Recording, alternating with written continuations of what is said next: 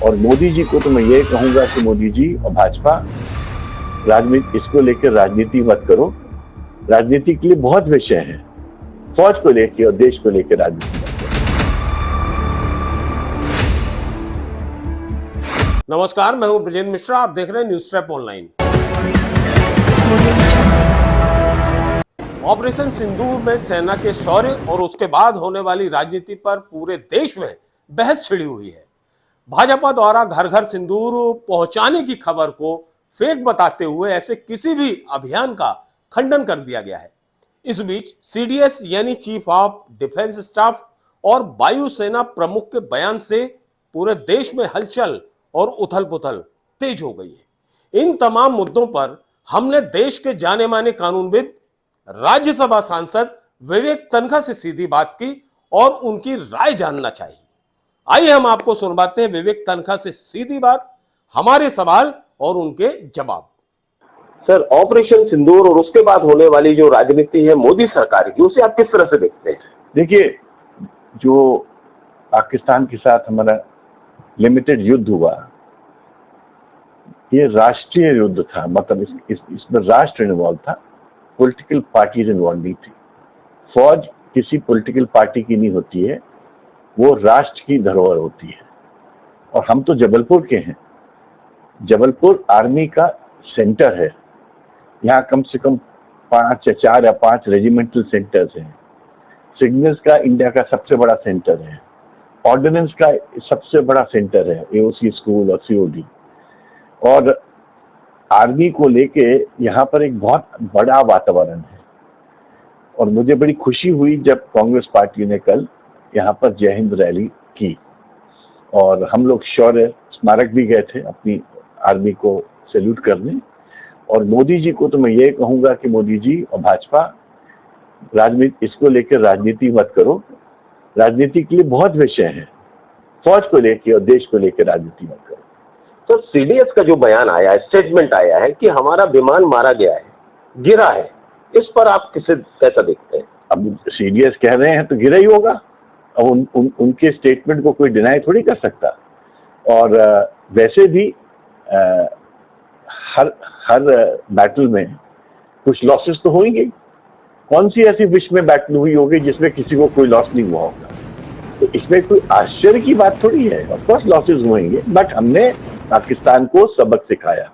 हमने उनके वो strong holds of terrorism, Bhawalpur और भी नाम मैं भूल रहा हूँ, वहां पर जाके जो बॉम्बिंग की, जो हमारी मिसाइल ने जाके वहां उनको डिस्ट्रॉय किया, और तमाम उनके टेररिस्ट, नामचीन टेररिस्ट मारे गए, और जिसको बाद में पाकिस्तान की आर्मी सलामी दे रही थी, वो एक शर्म का इशू था। अरे टेररिस्ट जो होते हैं, टेररिस्ट होते हैं, चाहे वो पाकिस्तान में हो या किसी देश में हो। और टेररिस्ट की कोई जाति नहीं होती है, वो मानवता में विश्वास नहीं करते हैं। और पाकिस्तान ने इस बात से प्रूव हो गया है कि पाकिस्तान एक रोग स्टेट है, और पहले भी था। ओसामा बिन लादेन को भी पनाह उन्हें नहीं दी थी, और अमेरिका को आके ओसामा बिन लादेन को वहां पर अल्टीमेटली मारना पड़ा था। तो पाकिस्तान का इंडिया से कोई कंपैरिजन नहीं हो सकता। इंडिया 140 करोड़ की एक प्रजातांत्रिक स्टेट है, वर्ल्ड की बिगेस्ट डेमोक्रेसी है, और हम लोग में डेमोक्रेटिक वैल्यूज भरे हुए हैं, चाहे हम विपक्ष में हो या सत्ता पक्ष में हो। हमारा पार्लियामेंट सुप्रीम है, और पार्लियामेंट देश को चलाता है। सर, सीडीएस ने जो आज एक्सपोज किया, आपको नहीं लगता कि भारत सरकार को भी पहले बता देना था? उसने छिपाए क्यों? छिपाने की इन चीजों में जरूरत नहीं होती है, और नहीं छिपाओ तो अच्छी बात होती है। मगर सीडीएस ने जब एक बात देश के सामने रख दी है, तो देश को सौम्यता के साथ उस पर विचार करना चाहिए। एयर चीफ मार्शल ने भी बहुत बड़ा स्टेटमेंट दिया है कि एग्रीमेंट सिर्फ दिखाने के लिए हो रहा है, हमारे पास फायर फाइटरों की बहुत कमी है। ये कोई नई बात नहीं है। आपके पास 4 आर्मामेंट फैक्ट्रीज है जबलपुर में। इन फैक्ट्रीज के पास क्या कार्य है? कितनी बार मैं अरुण जेटली से लेकर आज तक जितने रक्षा मंत्री रहे उनके सामने बात बोल चुका हूँ। आप अपने पब्लिक सेक्टर जो के जो यूनिट्स हैं, उनको यूज कहाँ कर रहे हो? आप हर चीज को तो प्राइवेटाइज कर रहे हो। प्राइवेटाइज में बुराई नहीं है, बट आपको जो आपकी एक इस्टेब्लिशमेंट है, जो आपने क्रिएट किया था सेकेंड वर्ल्ड वॉर के बाद किया था, उसके बाद भी किया था, अब उसको यूज तो करो। यहाँ जबलपुर में 1 लाख आदमी काम करता था इन फैक्ट्रीज में, आज मुझे बताते हैं लोग 10,000 भी नहीं है। तो आपने एक प्रकार से अपने एस्टेब्लिशमेंट को बंद कर दिया है। प्राइवेट सेक्टर से या परचेज से आप खरीदना चाहते हो, और इसी हमारे देश में कई दफे प्रश्न उठते हैं कि प्राइवेट परचेज क्यों किया जा रहा है। आप भी जानते हो क्यों किया जाता है। राहुल गांधी मेहनत बहुत कर रहे हैं, क्या वजह लगती है कि कांग्रेस वैसा स्टैंड नहीं हो पा रही जैसा होना चाहिए? ये तो चुनाव के वक्त पता चलता है कि कौन कितना स्टैंड कर रहा है। क्या आपको यकीन था कि बीजेपी 240 में आ जाएगी और 20 कम होते ना? मैंने पार्लियामेंट में बोला था, हम सत्ता में होते वो विपक्ष में होते, हारते हारते बचे हैं, 400 की बात करते थे और 240 में रह गए। तो ऐसा ही होता है 50 चुनाव में। आज आपको नहीं पता चलेगा क्योंकि आज चुनाव नहीं है। आज तो प्रशासनिक अमला जो है वो विज्ञापन और पीआर से चलता है, बट जिस दिन चुनाव होता है उस दिन जनता की आवाज सामने आती है। और जैसे लास्ट टाइम बीजेपी को शॉक मिला था, डोंट बी श्योर, अगली बार it may be a bigger shock. Madhya Pradesh Congress में क्या गुटबाजी है या नहीं? कल का जो घटनाक्रम हुआ, दिग्विजय सिंह सामने बैठ गए, मंच पे नहीं आए, कमलनाथ जी जब निकल गए उसके बाद मंच पर आए, इसे आप कैसा देखते हैं? आप बताइए कौन सी ऐसी पॉलिटिकल सिस्टम है जहां पर गुटबाजी नहीं होती है? आप बता दो मुझे, क्या बीजेपी में गुटबाजी नहीं है? अरे जब इतने सारे पॉलिटिकल पर्सनालिटीज किसी पार्टी में होंगे तो सबकी अपनी अपनी सोच होती है, इसको आप गुटबाजी कहते हो। क्या बीजेपी में गुटबाजी नहीं है? कितने फैक्शन है बीजेपी में? और क्या एक हर डिस्ट्रिक्ट में उनकी गुटबाजी नहीं है? क्या जबलपुर में गुटबाजी नहीं है? क्या सागर में गुटबाजी नहीं है? क्या रीवा में गुटबाजी नहीं है? तो सभी जगह है। इसको गुटबाजी मत समझिए, इसमें ये राजनीतिक व्यक्तित्व का एक्सप्रेशन है। राजनीतिक व्यक्ति जो होता है वो हर व्यक्ति असर्ट करता है, वो लीडर बनना चाहता है और दूसरा उसको रोकता है। तो उस बनने और रोकने की प्रक्रिया को आप गुटबाजी कहते हो। सर, विजय शाह और जगदीश देवड़ा के जो स्टेटमेंट थे उसने पूरे मध्य प्रदेश को हिलाकर रख दिया। क्या एक्शन होना चाहिए और क्या वजह है कि बीजेपी सरकार, मोहन सरकार कोई एक्शन नहीं ले रही?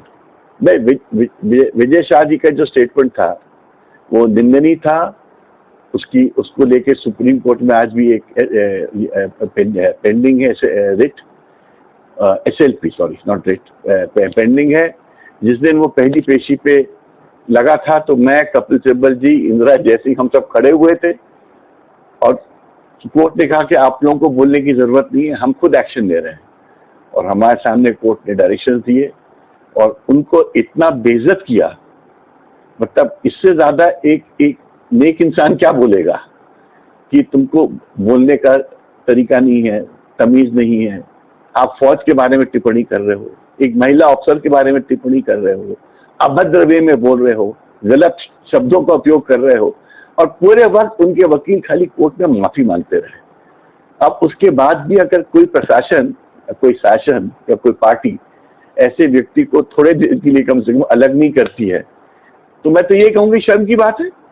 आपको देश की प्रेम की तो आप बात करते हो, बट आपको देश से ज्यादा अपने पार्टी से प्रेम है और अपने वोट बैंक से प्रेम है।